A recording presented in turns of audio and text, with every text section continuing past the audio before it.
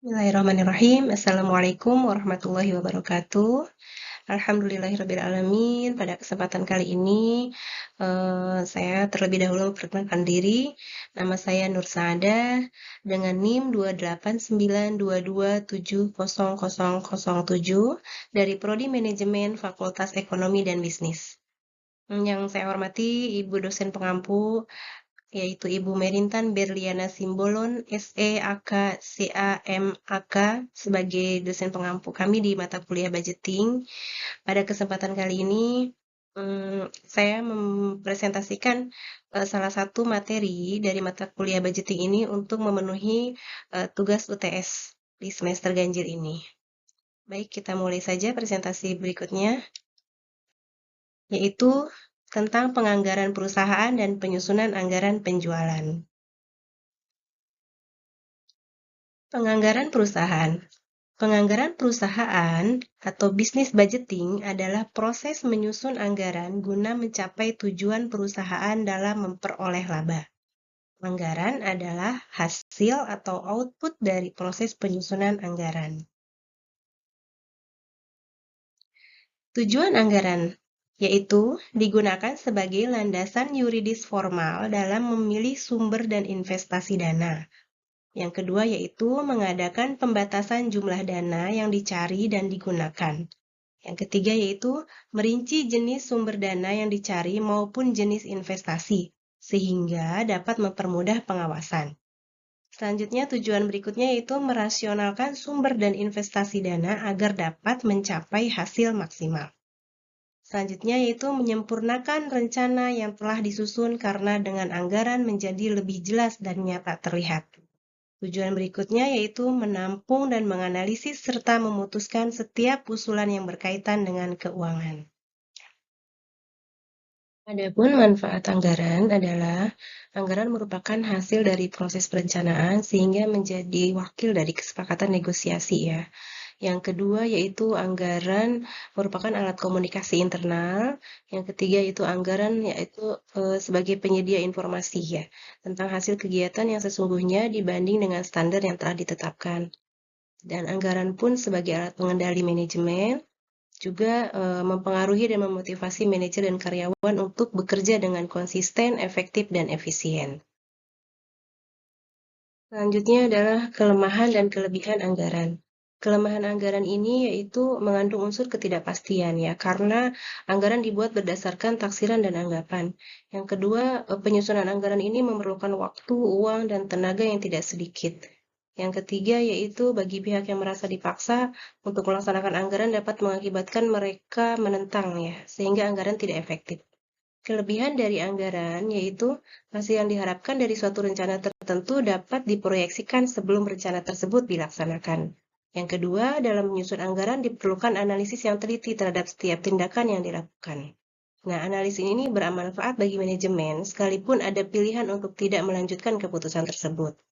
Yang ketiga yaitu anggaran merupakan penelitian untuk kerja sehingga dapat dijadikan patokan untuk menilai baik buruknya suatu hasil yang diperoleh. Selanjutnya yaitu fungsi anggaran. Sesuai dengan fungsi manajemen, fungsi anggaran ini yaitu meliputi POAC, Planning, Organizing, Executing, dan Controlling. Hal ini disebabkan karena anggaran sebagai alat manajemen dalam melaksanakan fungsinya.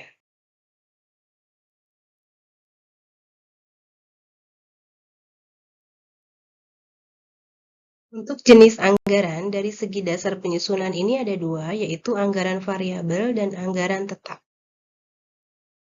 Untuk jenis anggaran, dari segi cara penyusunan ini ada dua juga, yaitu anggaran periodik dan anggaran kontinu. Selanjutnya ada jenis anggaran dari segi jangka waktu. Nah, ini ada yang jangka pendek dan jangka panjang. Kalau jangka pendek ini, biasanya waktunya paling lama hanya 1 tahun. Disebut sebagai juga anggaran taktis ya. Nah, kalau anggaran jangka panjang ini lebih dari 1 tahun. Disebut juga dengan anggaran strategis. Untuk anggaran dari segi bidang yaitu ada anggaran operasional dan anggaran keuangan. Untuk jenis anggaran dari segi kemampuan menyusun yaitu ada anggaran komprehensif dan anggaran parsial.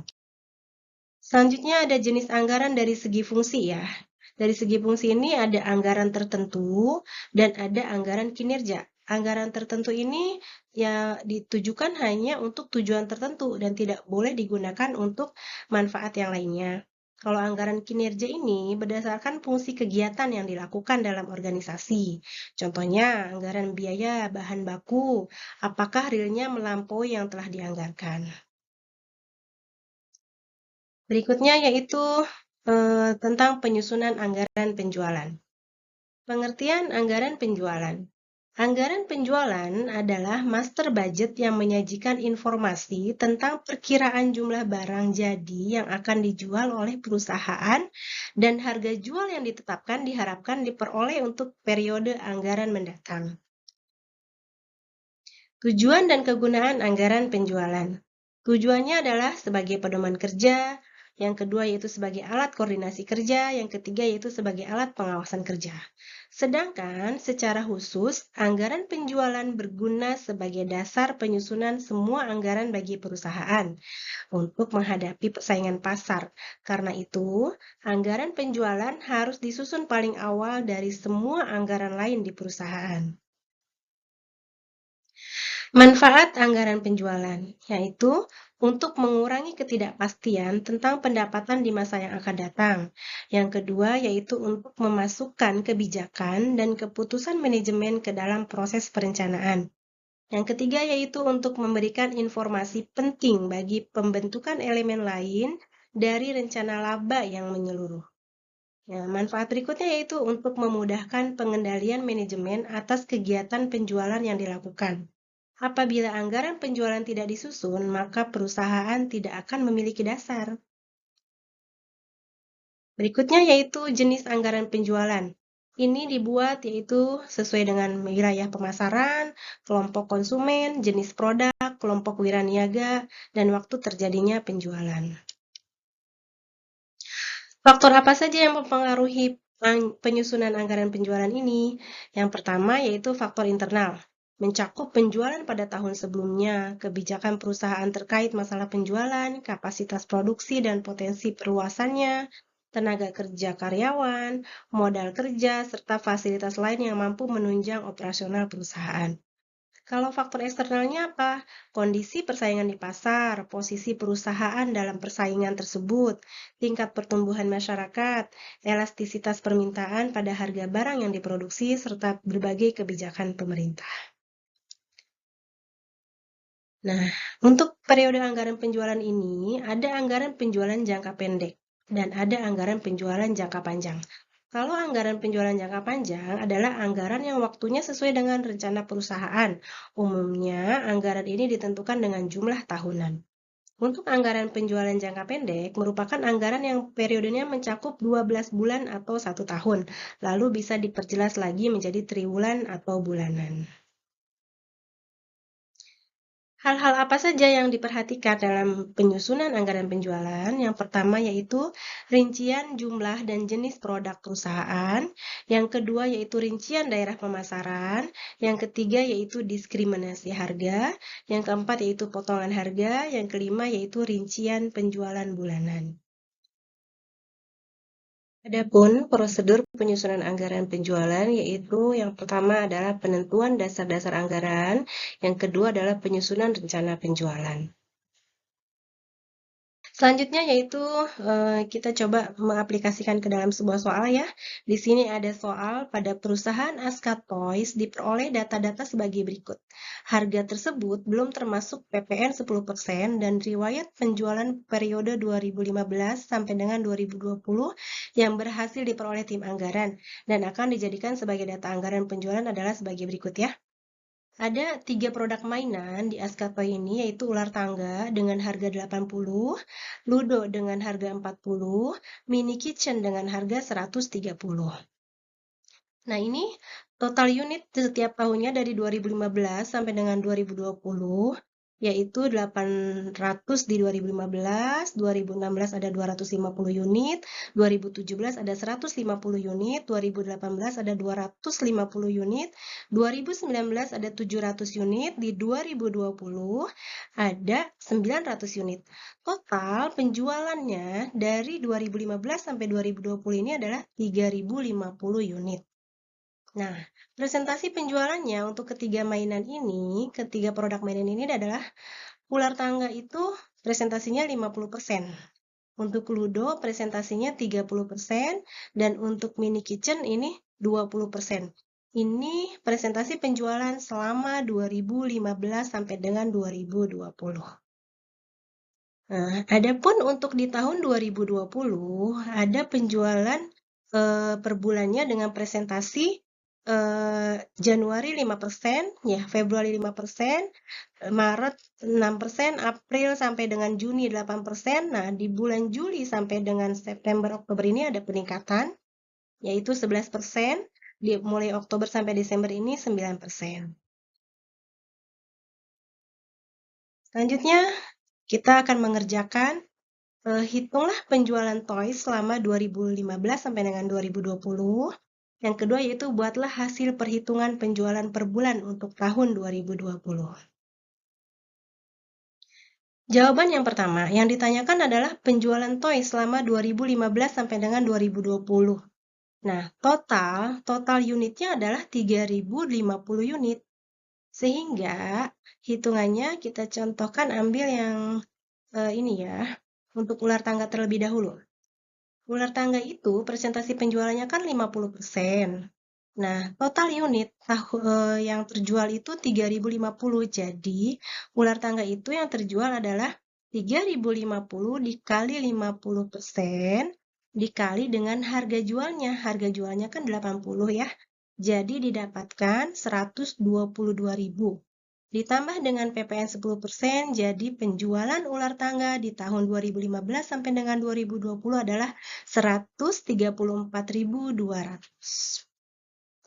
Untuk produk mainan Ludo, ini presentasi penjualannya adalah 30%, sehingga didapatkan 3050 dikali 30% dikali harga jualnya adalah 40, maka didapatkan penjualannya 36.600 ditambah PPN 10%, jadi penjualan Ludo di tahun 2015 sampai dengan 2020 adalah 40.260. Untuk mini kitchen, ini presentasi penjualannya adalah 20%, sehingga didapatkan 3050 unit dikali 20% dikali harga jual dari mini kitchen ini adalah 130, didapatkan hasil 79.300 ditambah PPN 10% menjadi 87.230. Nah, total penjualannya adalah dari 2015 sampai 2020 ini adalah 261.690. Next. Jawaban yang kedua yaitu hasil perhitungan penjualan per bulan untuk tahun 2020 adalah sebagai berikut. Di tahun 2020 itu total unit yang terjual adalah 900 unit. Kita ambil dari yang bulan Januari dulu ya. Untuk ular tangga, ini kan penjualan per bulannya di tahun 2020 itu adalah 5%. 5% dari 900 ya. Jadi nanti dihitung hasilnya adalah 45 unit. Setiap untuk di bulan Januari yang terjual adalah 45 unit dari ketiga produk mainan. Nah, sebarannya adalah penjualan ular tangga itu 50%. Jadi, untuk ular tangga, penjualan di bulan Januari adalah 5% dikali 900 dikali 50% persentasenya penjualan itu dikali harga 80. Didapatkanlah hasil 1.800. Yang kedua yaitu Ludo. Ludo ini kita ambil seperti semula tadi, seperti waktu ular tangga, 5% penjualan di bulan Januari, dikalikan 900, dikalikan 30% karena penjualan Ludo itu hanya 30%, dikalikan harga Ludo 40, didapatkanlah penjualannya yaitu 540. Untuk mini kitchen sama, caranya juga seperti tadi yaitu 5% dikali 900 dikali 20% dikali 130 sama dengan 1.170. Ini, yang saya tulis di sini hanya bulan Januari ya. Selanjutnya Februari sampai dengan Desember itu caranya sama semua. Nah, didapatkanlah hasilnya total akhir penjualan di 2020 ketika sudah ditambahkan dengan PPN adalah 77.220. Demikian jawaban dari soal-soal yang diberikan tadi. Kurang lebihnya mohon maaf, barangkali ada kekurangan. Terima kasih untuk waktunya. Assalamualaikum warahmatullahi wabarakatuh.